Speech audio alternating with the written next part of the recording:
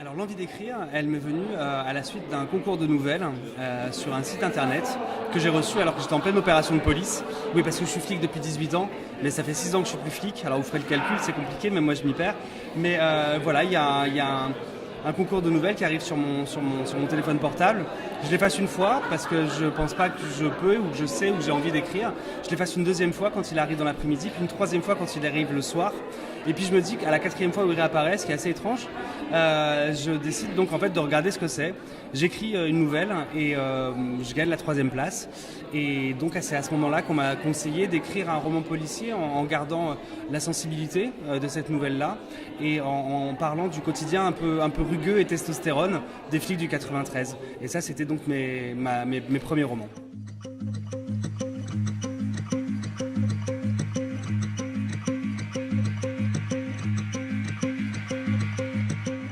Alors, surface, j'avais envie de parler de la reconstruction, de l'acceptation d'un personnage.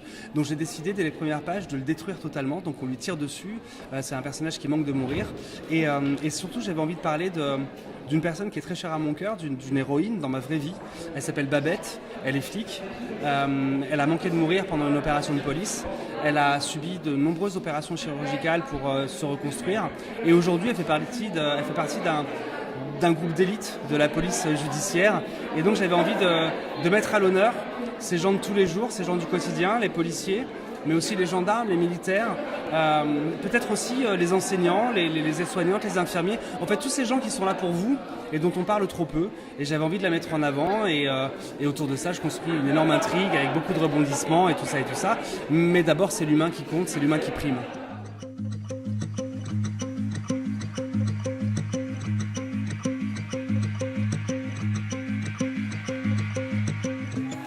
Ma réaction quand j'ai appris que j'étais lauréat du prix des maisons de la presse, outre le fait que j'ai dansé dans mon salon, que j'ai chanté, que j'ai crié, que j'ai hurlé, le truc c'est que c'est de la physique quantique à bas prix, hein, mais mon livre il n'existe pas.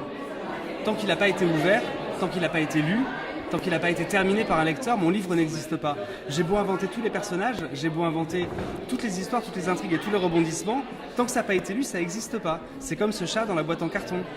Et donc c'est vraiment important pour moi qu'il soit lu par le plus grand nombre de personnes, parce qu'après moi ça me permet d'inventer d'autres histoires et de recommencer à laisser mon cerveau imaginer et puis espérer encore avoir de nouveaux lecteurs. Donc le plus important en fait pour un auteur, c'est d'avoir ses lecteurs, parce qu'en fin de compte, sans lecteur, on n'existe pas, et sans lecteur, notre livre, il n'existe pas, et nos histoires, elles n'existent pas.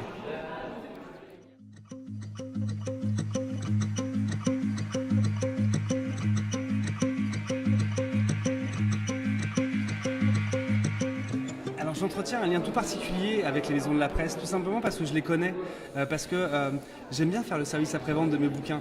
J'écris un bouquin et puis après je suis super curieux de voir le résultat que ça donne sur les lecteurs. Et les lecteurs, on les trouve où? Les lecteurs, on les trouve dans les librairies, on les trouve dans les grandes surfaces évidemment, mais on les trouve surtout dans les maisons de la presse. À chaque ville, à chaque village, il y a sa maison de la presse. Et en fait, je pourrais vous dire plein de choses comme ça et vous pourriez ne pas me croire, mais il vous suffit d'ouvrir le livre pour voir que dans mon roman, il y a deux des personnages principaux qui sont des maisons de la presse. Donc il y a la libraire du petit village dans lequel se passe mon intrigue, qui s'appelle Francine Bousquet, et puis il y a son mari Fred. Et Fred, lui, Fred Bousquet, c'est un des personnages aussi de mon roman, c'est un des adjoints de ma policière. Donc ils comptent tellement, ils sont tellement importants pour moi que je les ai carrément mis dans mon roman.